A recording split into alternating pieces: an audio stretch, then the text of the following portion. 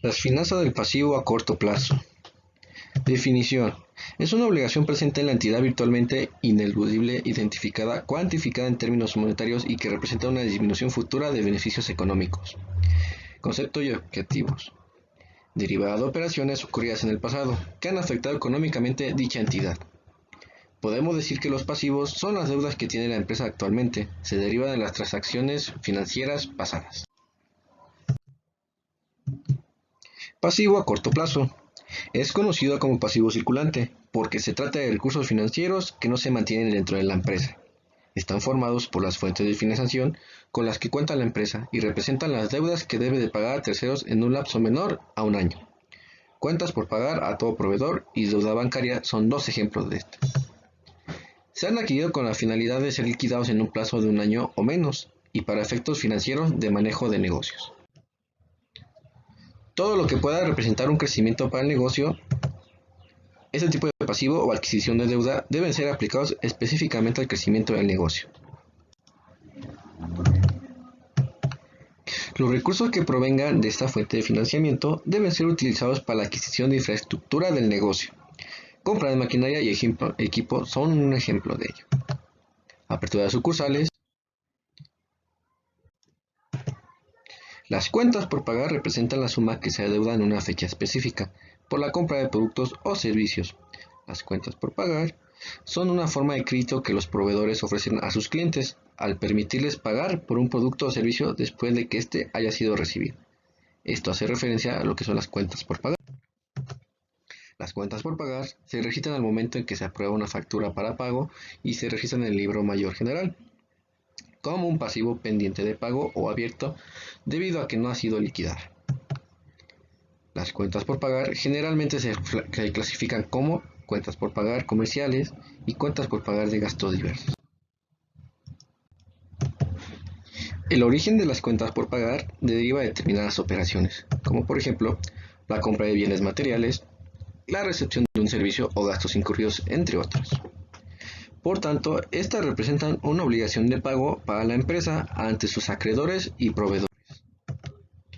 Estas cuentas a pagar representan un crédito concedido a la empresa para el desarrollo de su actividad económica. En este caso, el crédito lo concede un proveedor sin intermediación de una entidad financiera. Por lo tanto, podremos decir que estas cuentas a pagar suponen una forma de financiación a la actividad económica de la empresa libre de intereses. Desde la óptica de la empresa que ha concedido el crédito, las cuentas por pagar tendrán justo la consideración contraria. Dependiendo del periodo de tiempo dispuesto para liquidar la obligación del pago, estas se podrán clasificar como cuentas a pagar a corto plazo que equivalen a ser menores a 12 meses o cuentas a pagar a largo plazo, mayor a 12 meses. Los proveedores. Por definición, el proveedor se encarga de abastecer a terceros de distintos recursos con los que él cuenta. De manera profesional, otorga a terceros dichos recursos para que el desarrollo de actividades comerciales o económicas de estos. Se denomina proveedor a aquella persona física o jurídica que provee o suministra profesionalmente de un determinado bien o servicio a otros individuos o sociedades, como forma de actividad económica y a cambio de una contraprestación. ¿Por qué son proveedores? Porque nos abastecen de aquello que conforma nuestra actividad económica. El proveedor no siempre es el fabricante. Existen algunos elementos a considerar entre los que cabe destacar. Una empresa requiere diversos proveedores para abastecerse. La elección de los proveedores dependerá de los clientes que maneje la empresa y los proveedores abastecen a diversas empresas, pero estas también se convierten a su vez en proveedores de otras empresas. Impuestos por pagar.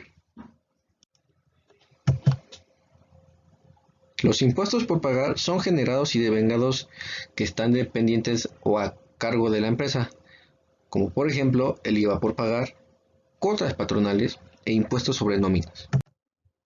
El IVA, como ya sabemos, pero recordamos, es un impuesto indirecto sobre el consumo, financiado por el consumidor final. Es indirecto porque el IVA es percibido por el vendedor en el momento de toda transacción comercial. Estos tienen derecho de hacerse reembolsar el IVA que han pagado a otros vendedores.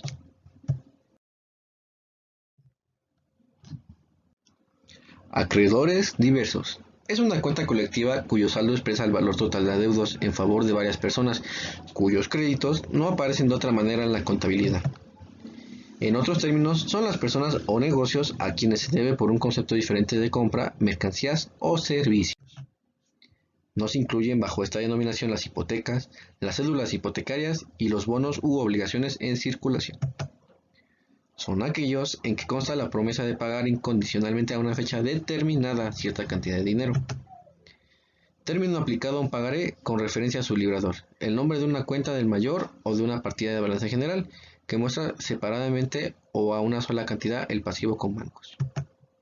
La empresa se compromete a reembolsar el dinero con los respectivos intereses al acreedor en una fecha futura.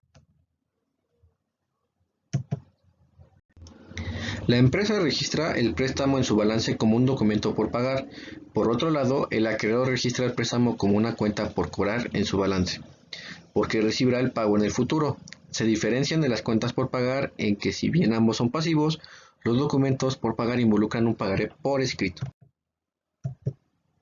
La importancia de las cuentas por pagar son las siguientes. El seguimiento de las cuentas por pagar es esencial para mantener bien contabilizadas las finanzas del negocio. Las cuentas por pagar generalmente tienen una fecha de límite. De no cumplir con lo mismo daría lugar a consecuencias negativas. Las cuentas por pagar de una empresa deben ser bien rastreadas y pagadas por las siguientes razones. 1. Evitar multas por pagos atrasados debido al incumplimiento del pago. 2. Asegurar una continua relación comercial con los acreedores. 3. Mejorar puntaje de crédito. 4. Prevenir el fraude financiero. Análisis de antigüedad de saldos. El término utilizado en el área de contabilidad, auditoría y contabilidad financiera es un crédito que clasifica las deudas de los clientes de acuerdo al número de días que tiene cada cuenta sin haberse pagado. Este método consiste en contribuir previsión para cuentas incobrables, tomando como arco de referencia el tiempo de permanencia en mora de los créditos existentes al cierre del ejercicio, asignando, según sea el caso, porcentajes mayores cuanto mayor sea la mora. Contabilizar las provisiones de modo correcto puede tener una importante repercusión en el resultado de la empresa. Por poner un ejemplo de su importancia, el Banco Santander registró en 2020 8.761 millones de pérdidas tras registrar 12.600 millones de dotaciones de provisiones por la crisis de COVID-19, motivo por el que, en ocasiones, su uso no es el adecuado y se utilizan para manipular el resultado contable en uno u otro sentido. En momentos de crisis como la actual es fundamental su correcto registro contable y valoración. ¿Qué son las provisiones contables? Las provisiones contables son partidas por las que la empresa contabiliza un gasto al dotar de provisión contra una cuenta de pasivo. El objetivo es cubrirse frente a contingencias negativas que puedan afectar a su tesorería. En el Plan General de Contabilidad se especifica que la empresa reconocerá como provisiones los pasivos que, cumpliendo la definición de los criterios de registro o reconocimiento contable, resulten indeterminados respecto a su importe o a la fecha en que se cancelará. Las provisiones pueden venir determinadas por disposición legal, contractual o por una obligación implícita.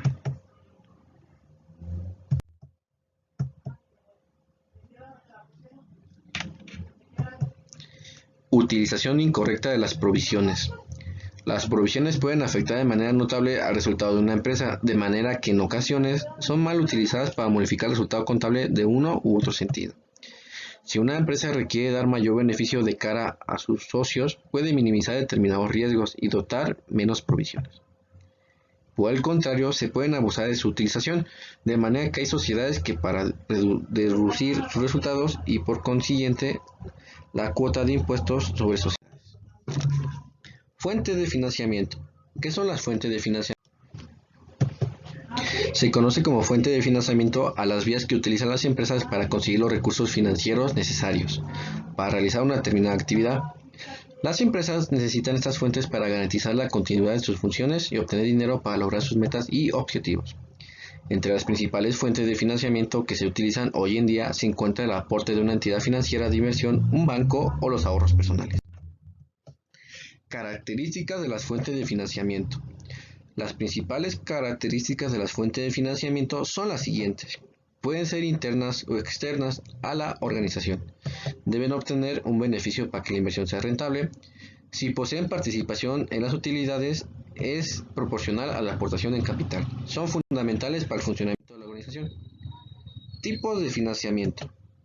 Según su origen, las fuentes de financiamiento pueden ser internas o externas. Las fuentes internas, también conocidas como capital social, son aquellas que se encuentran dentro de las aportaciones de socios, es decir, que en estas el capital proviene propiamente del dinero que posee la organización. Fuentes externas. Las externas se refieren al capital prestado por parte de un tercero que no aparece completamente a la empresa, tal como una accionista o una entidad financiera que espera recibir algo. Importancia de las fuentes de financiamiento. El hecho de que una empresa utilice fuentes de financiamiento no solo es algo normal, sino que puede ser algo necesario. Una empresa que no goce de dichas fuentes va a moverse con mucha dificultad debido a las deudas que se producirán en poco tiempo. Por lo tanto, podrían comparar las fuentes de financiamiento con el combustible, el cual logra que un negocio marche de forma exitosa. Fuentes bancarias. El descuento de efectos consiste en la presentación por parte de la empresa de la entidad bancaria de créditos pendientes de cobro formalizados con letras de cambio o pagarés. Pólizas de crédito. El banco abre una cuenta por el importe solicitado y la empresa puede disponer del mismo en función de sus necesidades. Renovación anual. No hay que olvidar que la apertura de crédito conlleva una serie de comisiones como contraje, estudio, etc. Este método, frente al descuento de efectos, tiene la ventaja de ser más barato. Normalmente, este método se utiliza por el banco en aquellos casos en los que la empresa no ofrece una garantía plena. Leasing. La entidad financiera compra el activo deseado por la empresa, cede esta al derecho de un arrendatario y a cambio debe pagar un número determinado de cuotas, según lo pactado, más un final denominado valor residual. Tiene ventajas fiscales al poderse deducir como un gasto porcentaje superior de amortización al establecido en las tablas por activos adquiridos por medios. El REITing es básicamente un alquiler sin opción de compra y como tal, cuota pagada tiene, en su totalidad, la consideración de gasto deducible. Resulta más caro que el leasing ya que la cuota incluye el seguro y el mantenimiento del activo adquirido. Tipo de financiación no bancaria. Es un listado con las principales fuentes de financiación alternativas para todo tipo de negocio. Crowdlending. Son préstamos entre participantes de inversiones a empresas. Cada proyecto se financia a través de un colectivo de personas a cambio de un tipo de interés pactado. Crowdlending Factory. El Factory es un servicio de anticipo de facturas con un descuento como coste. Se basa en la cesión de cartera de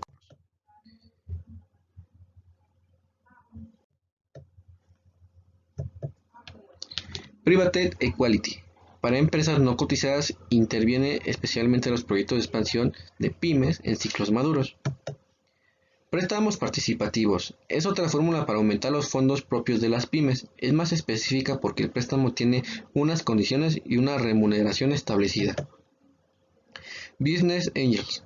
Son inversiones privados que financian proyectos emprendedores en los que tengan confianza o interés personal. Anticipo a clientes. El anticipo a clientes ocurre cuando un cliente nos solicita la compra de un producto o la contratación de un servicio determinado y como empresa le solicitamos que nos adelante una parte del importe total de venta. Esta es una de las opciones que tenemos cuando recibimos una orden de compra que no podemos asumir, pero hay otras opciones. Esta cantidad será descontada de la factura total una vez que el cliente nos abone el pago definitivo.